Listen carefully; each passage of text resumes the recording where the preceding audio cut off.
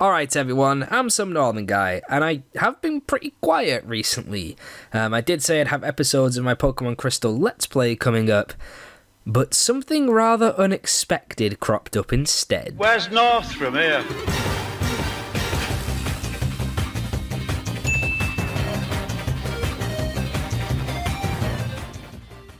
So I got home from the training course I was on, which just so happened to be the day the Switch launched, and I found a Nintendo Switch with the neon Joy-Cons and Breath of the Wild waiting for me. And oh my goodness, needless to say, I've been playing it as much as possible every chance I can get. Hence the lack of videos. Now in this video, I just wanted to share my review of the Nintendo Switch. Now I won't be going into a lot of detail, but I am planning to release a number of videos that will go into more detail about specific elements of the Switch, so keep your eyes peeled for those. In this video I'll be talking briefly about the actual Switch itself, the Joy-Cons, the games that are out for it and that are coming out for it, and an overall score out of 10. The actual Switch itself is essentially a small tablet, and is actually comparable to the new 3DS XL when it's closed, and actually the Switch is a little bit thinner. Its size is both a blessing and a curse. It's great when the Joy-Cons are snapped onto the side and you have it in handheld mode because it makes a very comfortable sized handheld. However, when you've got it in tabletop mode, it is quite small when there's a lot of you trying to look at it. For one person, or in some cases two people, it's actually not that bad, but say there's 3 or 4 of you trying to look at it at once, it is quite small. Now this doesn't matter for games like 1-2 Switch, because the whole point of that game is to look your opponent in the eye, so you're not really looking at the screen at all. But when Mario Kart 8 Deluxe comes out, if more than 2 of you want to play it on the one screen, I can see it being a bit difficult. You're much better off putting it on the telly if you can. Personally, if I'm using the Switch undocked, I'll have it in handheld configuration. I very rarely use it in tabletop when I'm playing by myself. And that's one of the great features about the Switch, you can play it however you want. The variety in ways to play is probably the Switch's biggest praise. Unsurprisingly, its biggest drawback or criticism from most people is that it isn't as powerful as the Xbox One and the PS4. Now this is nothing new, Nintendo consoles never are the big powerful consoles, that's not what they're about. But it would have been nice to have a console that's at least significantly different to the Wii U. Instead the Switch is only like somewhat more powerful. But that's not a deal breaker by any stretch of the imagination. Now I can appreciate that there are gamers out there where the processing power and the graphics are everything, and everything else comes second to that. If you're one of those people, then yeah, that will bother you. But if you're not, then you're not really going to notice, and if you do, you're not really going to care. The only time this has really bugged me is when playing Breath of the Wild. Every now and then the frame rate will drop a bit, especially when there's a lot going on the screen. For example, in the forest where the Master Sword is, there's so many things going on that it does slow down a bit, or if I'm fighting a lot of really big enemies at once, I have had it where the whole game has just frozen for a second so it can catch up on itself. However, I haven't had that issue when it's in handheld mode, it's only ever been when it's docked. And in handheld mode, it looks beautiful, it looks a lot better than I was expecting it to. Another criticism is that it doesn't have things like Netflix or streaming services like Twitch or YouTube or things like that. Now, fair enough, that is pretty big and relevant in today's gaming community and gaming culture, but the Switch is a games console. If that's what you care about the most from your games consoles, then you might as well just get a computer and be done with it. I don't really care if I can't watch Netflix on the Switch. I wanted it because I want to play games on it. And who knows, we might get them in the future, but they're definitely not available at launch. And one final thing to touch upon, it does only have a 32GB internal memory, so if you are someone who wants to download games instead of buying them physically, you probably will need a micro SD card. But once again, that's just something specific to you personally. I buy all my games physical, so I'm probably not going to need one for quite a while. So moving on from the Switch to its awesome new controllers, the Joy-Con. Now admittedly, the Joy-Con do take a while to get used to. They are kinda weird in some regards. It is effectively two controllers that combine to make one controller, similar to how you have a Wii remote and a nunchuck and you plug the nunchuck into the Wiimote, except they can be used independently of each other for multiplayer games. There's some very impressive technology that's gone into the Joy-Cons, my personal favourite being the HD rumble that Nintendo loves so much. And rightly so, that thing is very, very impressive. The time I've noticed it the most is when playing 1-2 Switch. There's a mini game on that where you've got to guess how many balls are inside a box, and you do that by holding the Joy-Con as if it was the box and rotating it. And you can actually feel marbles rolling around inside of it thanks to the HD rumble. It portrays weight and presence through the rumble, and it is incredibly accurate. The right Joy-Con also has a motion sensor camera that can tell you how far an object is from it and the shape of it as well. And the left one sports a capture button that takes a picture of whatever's on your screen at the time, allowing you to take awesome screenshots of your games without having to run and get your camera.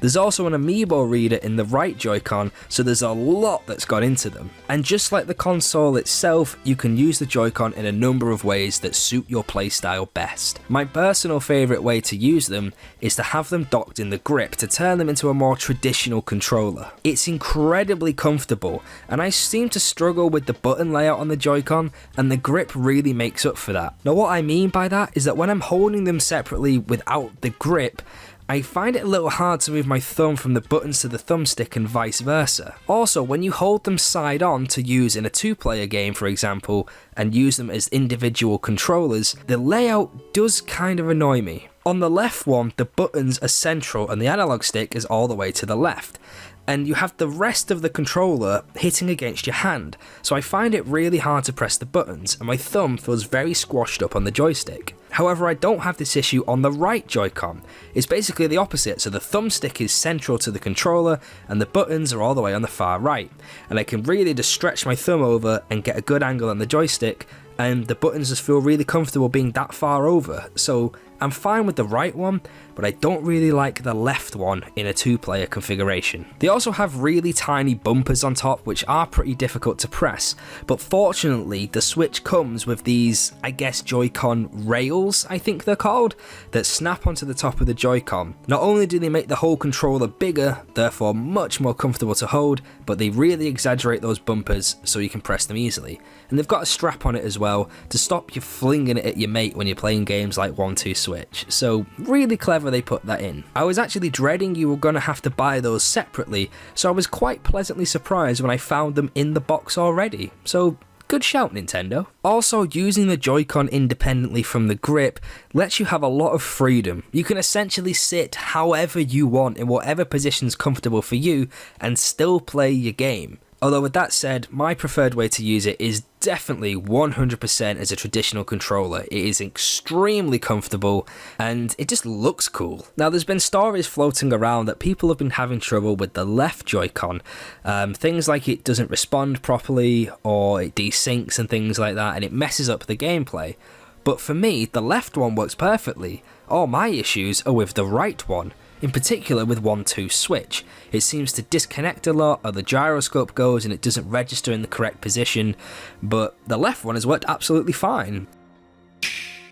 Now before I give my score out of 10, I just want to touch quickly upon the games that are already out for the Switch at launch, as well as the ones that are upcoming in the next year. The biggest thing that sets the Switch aside from the Wii U is its launch, and to be fair, when Zelda Breath of the Wild is your main launch title, you can't really go wrong. Other great games that launched alongside Zelda include 1-2 Switch, which is basically the Wii Sports of the Switch, and to be fair, don't knock it before you try it, it's very, very fun. There's Snipperclips, which looks like a right bout of laughs that I've yet to get my hands on. There's Bomberman, Just Dance 2017, it's basically just had a better launch than the Wii U. The only really memorable games for me of the Wii U launch were Nintendo Land and Zombie U, both of which are fantastic games, especially Zombie U, but it was lacking something, and the Switch really made up for it. So in terms of the Switch's starting lineup, yes, it's not perfect, but there are some brilliant games there,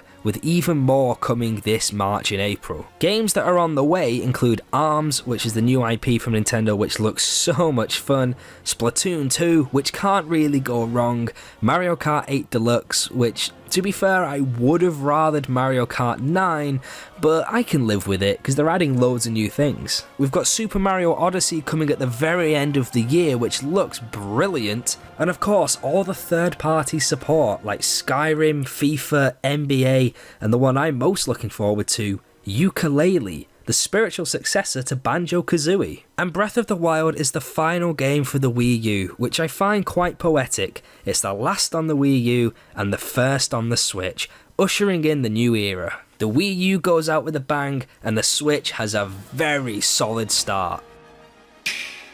So overall, out of 10, taking everything into consideration, I'm going to give the Switch a very solid 9 out of 10. It's not perfect, and we've got to avoid that trap of thinking it is, but it is an incredible console. It's 10 times better than the Wii U, and this is the direction Nintendo should have gone in ages ago. Just the whole concept of a home console playing AAA titles that you can then turn into a handheld and take them with you. It's incredible, how could you not like it? For me, the thing that lets it down is the button layout on the Joy-Con when you use them as individual controllers. They're just not that comfortable and they are a little bit small. But then again, at the same time, as soon as you get the console, you have 2 controllers, which no other console does. And the other thing is how the size lets it down in tabletop mode, but to be fair, that can't really be helped. And I don't use tabletop mode often anyway. So ultimately, the Switch is a brilliant console. Nintendo have done amazingly. They've really redeemed themselves after the Wii U. They've learnt from their mistakes, and you can see that quite clearly. Good job, Nintendo. We're glad to have you back. And that's all I've got to say in this video. Hopefully you enjoyed my review of the Switch. If you did, then hit that like button. If you didn't, then hit the dislike button. That's perfectly fine. And if you want to see some more stuff from me, then do hit that subscribe button. It'll be greatly appreciated. Also, keep your eyes peeled for my reviews of The Legend of Zelda Breath of the Wild and 1-2 Switch, and a couple of discussions about the Switch in general, going into things a lot more in depth than this video. But until then, have a great week, and I'll see you in the next video. See ya!